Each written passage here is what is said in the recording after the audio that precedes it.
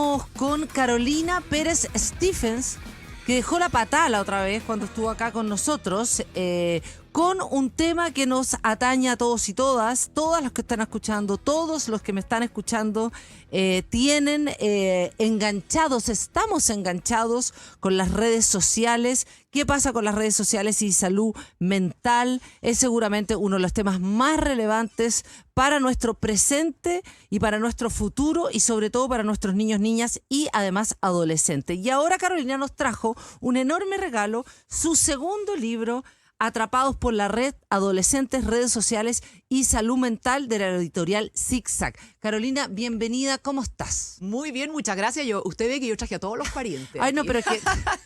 Bueno, aquellos que no pueden ver, pero que espero que lo vean después, Carolina está con 3 cerebros. Sí, a este esta de la altura. radio, que es el tatarabuelo. Claro, que es el cerebro de lobo Araneda, ¿ya? Exacto, aquí Mr. Brain. Mr. Y Brain. el peluche gigante de cerebro que yo llevo a todas las charlas para que los niños y los papás entiendan. Si esta cuestión es ciencia, esto no es me tinca o yo creo, esto es ciencia. Y si uno lo hace de manera entretenida, los niños y las familias entienden cómo cuidar este cerebro, que solo tenemos uno y hasta el año 2024 no existe trasplante de cerebro, así que tenemos que saber cuidarlo. ¿Qué es lo que tienen que entender niños, niñas y adolescentes y sus padres y madres? ¿Qué tenemos que entender? Lo primero Sí. es que el cerebro solamente aprende con los 5 sentidos y con las manos en la masa. Yo aprendo con otro ser humano que me quiere, me mira a los ojos y me muestra el mundo. En ninguna parte, en ningún libro de neurociencia sale que un niño va a aprender mejor con una pantalla. Entonces, si las educadoras de párvulo, los profesores de básica y de media entienden que las clases tienen que ser entretenidas, y esto no significa pintar el mono, no, es contar cuentos de manera mágica, de manera que el niño relacione placer con lectura, placer con matemática, placer con ciencia.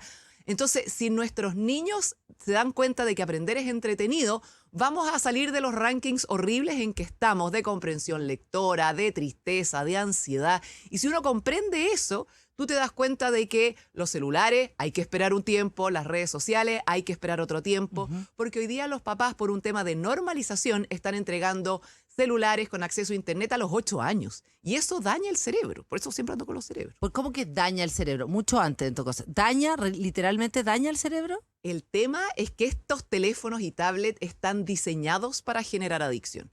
Las redes sociales y los juegos de video, estos laboratorios contratan a los mejores psiquiatras, a los mejores neurólogos. O sea, les pagan mucha plata.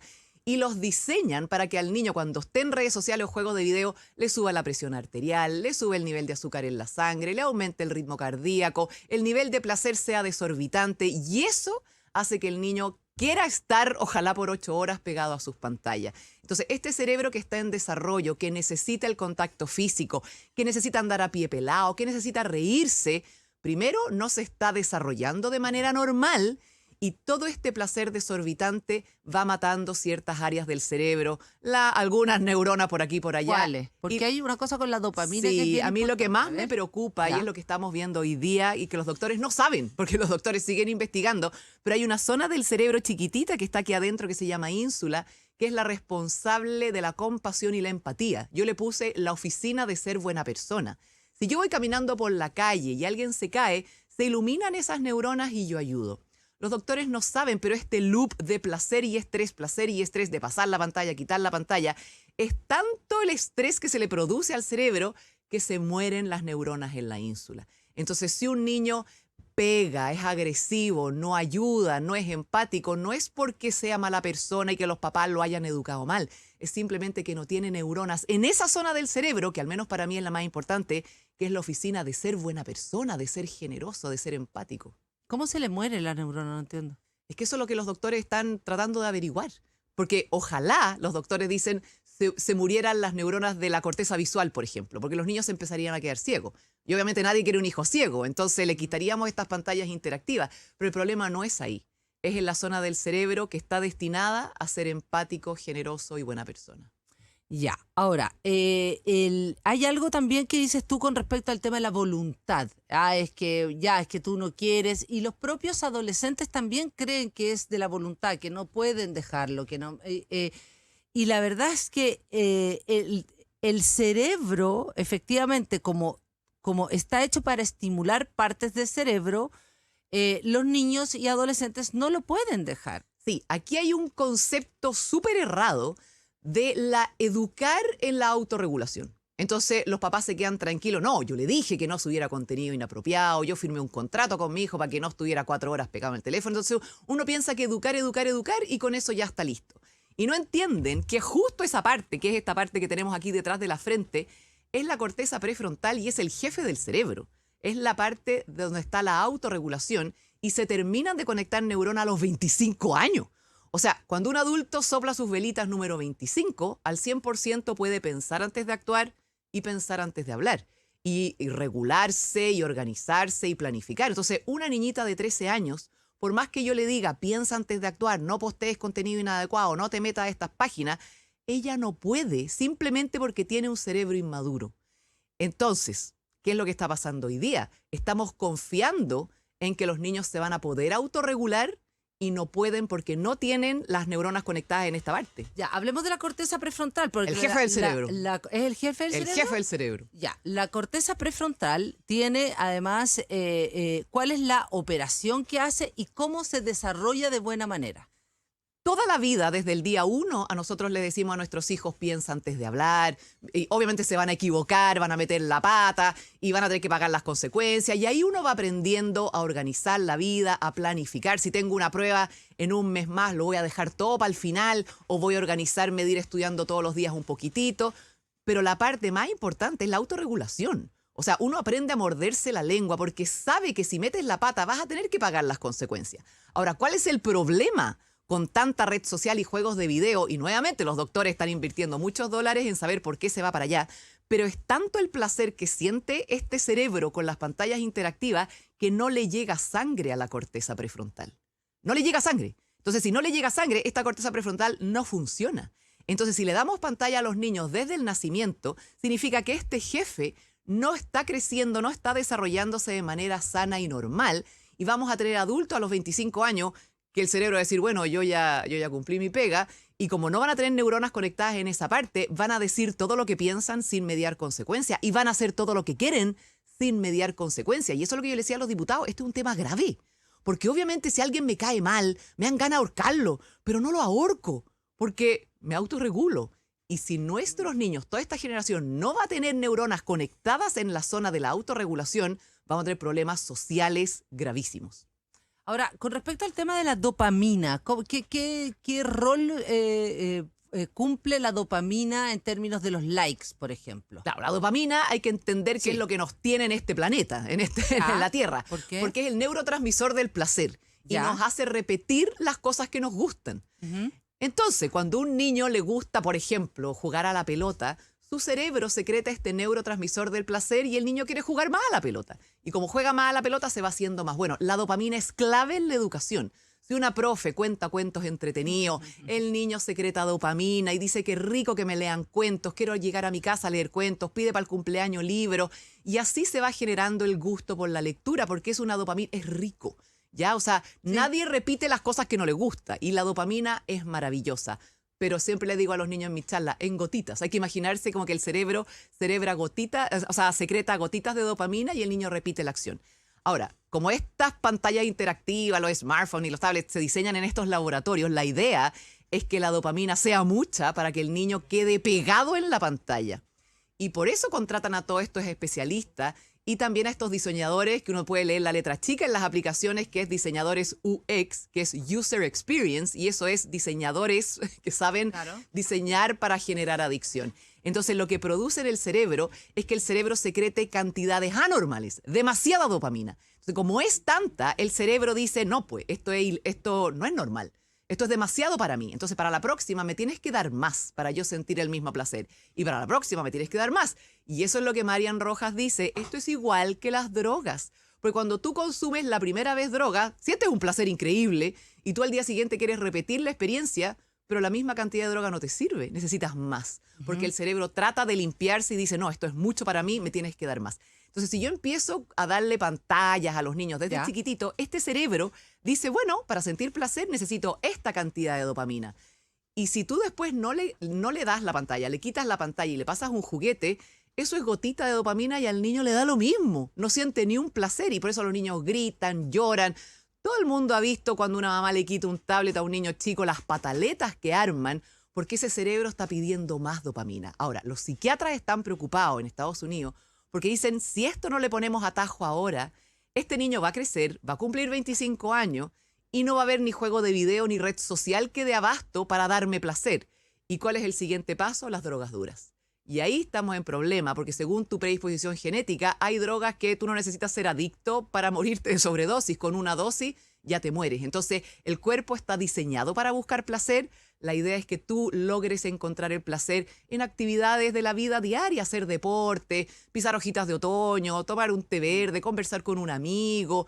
Tenemos que enseñarle a los niños que la vida normal es placentera, pero para eso tengo que esperar harto rato en pasarles celulares con redes sociales para que este cerebro simplemente conecte neuronas de manera normal. O sea, aquí nadie quiere criar niños genios, que se desarrolle normal. Ahora, ¿tú estás de acuerdo con la eliminación de los teléfonos celulares en los colegios? ¿Hasta qué edad?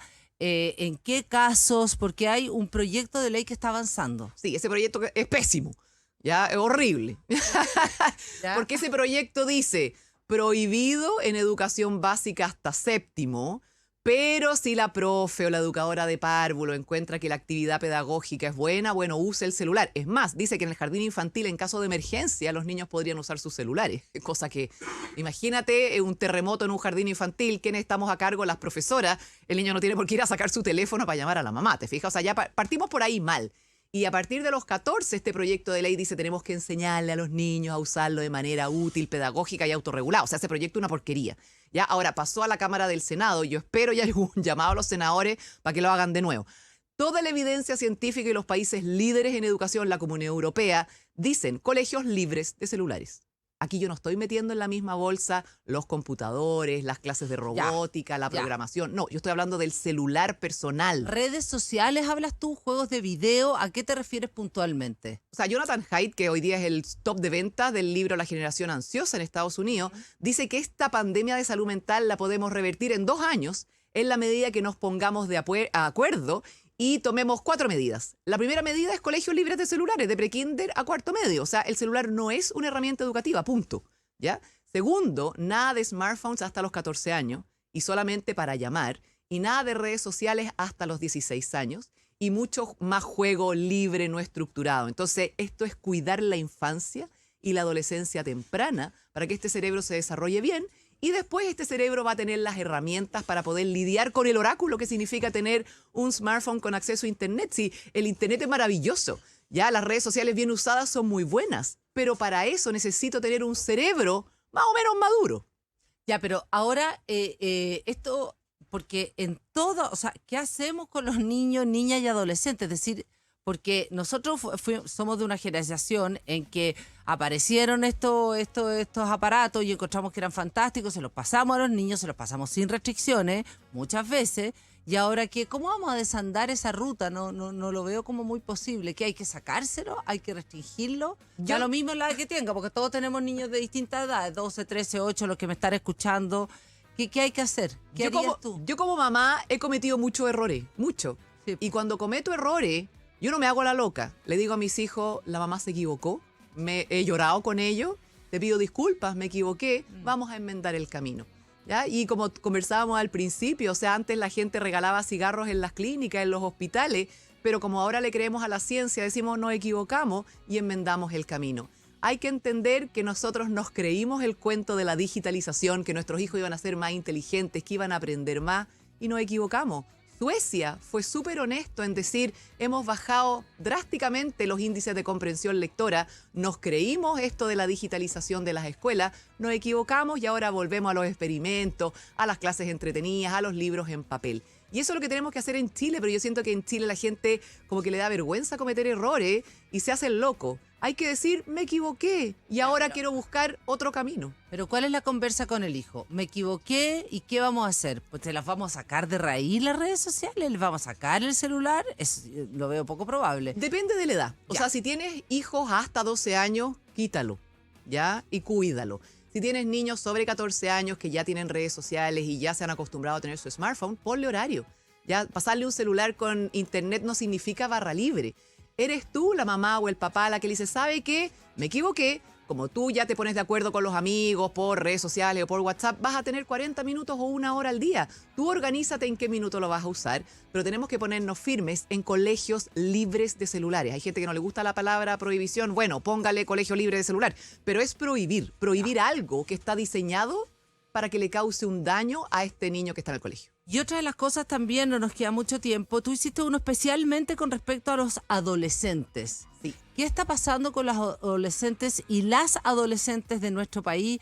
¿Están sufriendo? ¿Qué pasa con el tema de los celulares y los adolescentes? Hoy día está muy normalizado. Yo he escuchado a muchos papás, muchos que me dicen, no, pues sí es normal que el adolescente no quiera hacer nada, es normal que el adolescente quiera estar botado en la pieza. No, no es normal. Ya el adolescente primitivo, si uno piensa en el Homo sapiens, era el adolescente el que decía, esta tribu es una porquería, me voy a buscar otra tribu, me voy a buscar otros horizontes. Los adolescentes son los que mueven el planeta, ya con ideas nuevas, disruptivas, son los que van a hacer, qué sé yo, se les ocurren cosas. Pero hoy día los adolescentes están con una crisis de anedonia. ¿Y eso qué significa? Nada me da placer, todo es aburrido. Entonces, cuando uno se da cuenta de que el adolescente no tiene ganas de ir a conquistar el mundo, no tiene ganas de estudiar, todo le da lata, tú tienes que decir algo hay. Pero cuando uno estudia lo que pasa en el cerebro adolescente, lo que pasa es que el cerebro adolescente pasa por una reingeniería, por así decirlo, y a los 12 años entra al cerebro, imaginémonos un jardinero, que dice, tengo que podar este cerebro para hacerlo, para transformarlo poco a poco en un cerebro adulto y tengo que hacerlo más eficiente. Entonces, poda y bota todas las neuronas que no se usan, para limpiarlo. Entonces, el tema es que hoy día nuestros niños empiezan a consumir pantallas desde muy temprana edad. Entonces, los circuitos neuronales destinados a aprender idioma, a aprender otros instrumentos musicales, para la comprensión lectora, el jardinero dice, pucha, estas cuestiones no se usan. Las voto, las podo y las voto. Entonces, por eso tenemos que cuidar esta primera infancia para que los niños desarrollen este cerebro sano y que les guste la matemática, que sientan que la ciencia es entretenida, para cuando este jardinero entre a los 12 años, deje esos circuitos neuronales para que se desarrollen más aún. Porque si no, hoy día con la inteligencia artificial y la automatización, ¿en qué van a trabajar mis hijos si es que no tienen un cerebro sano? Esa es la gran pregunta. No, es que uno dice, bueno, van a trabajar en inteligencia artificial porque saben mucho de redes sociales o saben mucho de internet o saben mucho de teléfonos. Pero saben usarla, no saben crearla. Yo justo ayer hablaba con un profesor de segundo medio de tecnología y le planteó a los alumnos, ya, vamos a crear estas cosas, vamos a hacer un domo, no sé qué. Y un grupo dijo, no, nosotros queremos crear una app. Ya, perfecto, ¿cómo se crea una app? No tengo idea, investigue. Y llegaron los alumnos, fueron a investigar y decían, oye, pero crear una app es súper difícil. Obvio, si la computación, la programación, la codificación es re difícil. Y para crear cualquier cosa, especialmente crear tecnología, tú tienes que ser creativo, tienes que ser curioso. Y justo esas destrezas, esas habilidades, son las que matan las pantallas en la primera infancia.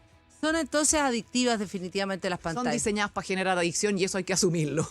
No hay otra. Para adultos, para menores, para niños, para todos. Para todos. La diferencia es que nosotros como adultos sí tenemos el cerebro desarrollado y yo sí tengo la capacidad de decir, voy a entrar a la radio, voy a apagar el celular, que no suene, me voy a concentrar en esta reunión. Los niños no pueden hacerlo. Si nosotros nos desandamos la ruta que hemos tenido con respecto a ser totalmente permisivos con respecto a las redes sociales, ¿qué pasa con la generación que viene? Yo siempre veo el vaso medio lleno. Ya, hay esperanza. Mientras hayan niños que ríen, hay esperanza, pero nosotros los adultos tenemos que hacer la pega de leer, de dudar, de cuestionar y de ponernos las pilas, pero tenemos que unirnos con otros adultos para ayudar y salvar a esta generación. Carolina Pérez Stephens es educadora además y está su nuevo libro, Atrapados por la Red, Adolescentes, Redes Sociales y Salud Mental. Zigzag, esto no es entretención nomás, es mucho más. Muchas gracias por acompañarnos. Muy didáctico, además también haber traído a todos tus amigos. A toda la parentela. A toda la parentela. Muchas gracias a ustedes por el interés. Muchas gracias por estar con nosotros.